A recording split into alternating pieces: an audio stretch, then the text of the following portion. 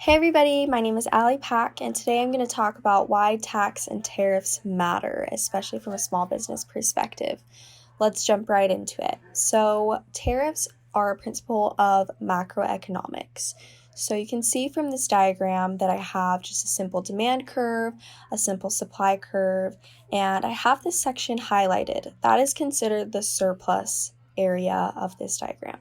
So everything that is below the price line and above the supply curve is considered producer surplus, and everything that is below the demand curve and above the price line is considered consumer surplus. The producer surplus portion means that they're receiving additional value, and the consumer surplus portion means they're receiving additional value from whatever is held within that region. So to start off, we are going to look at a domestic supplier. So you can see that in this competitive market, there is only one company that is supplying for this specific industry. And so because of that, they're able to set their price at equilibrium, which is where the demand curve intersects the supply curve. So right now that's currently set at 5 for 5. So we can see from when a foreign producer enters the market that consumer surplus area increases by a lot. It increases by the amount here in this triangle.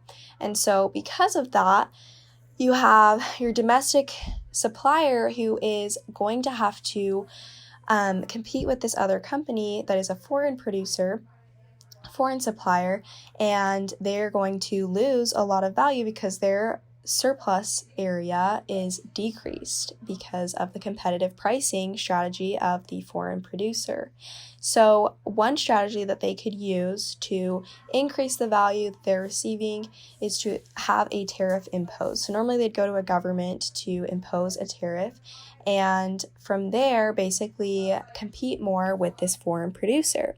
And so you can see from this graph that as a tariff is imposed, the price rises. So obviously this price is below what the domestic supplier is wanting to price their products at, but it is higher than the price that the foreign producer had priced their products at.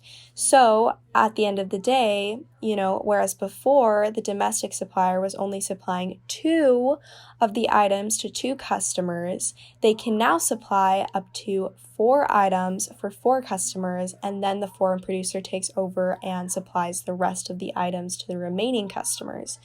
However, this isn't necessarily the best because the area that is covered by the tariff that is impacted goes straight towards the government.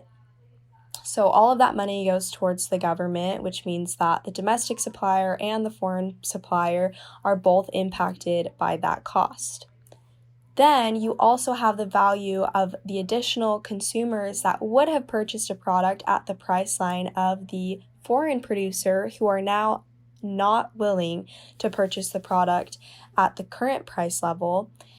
And in this other area triangle, resources are wasted and value is lost because the domestic producer ends up producing even though the foreign producer had the lower cost originally, so they would have provided more consumer surplus for the consumer, more value towards the consumer, right? Because they would be able to price their item at a lower price, but it does create competition for the domestic producer, so they are able to produce. So consumers still benefit in this specific model, and producer surplus for domestic producers does increase from what it would have been had they not had the tariff. Obviously, again, they're able to produce 4 items for 4 customers instead of only the 2 items and then the domestic producer taking care of the rest. So I hope that this was informative and that this makes sense to you guys. If you have any questions, feel free to reach out to me directly or through my website. It's allyjeanpack.com. Thanks, guys.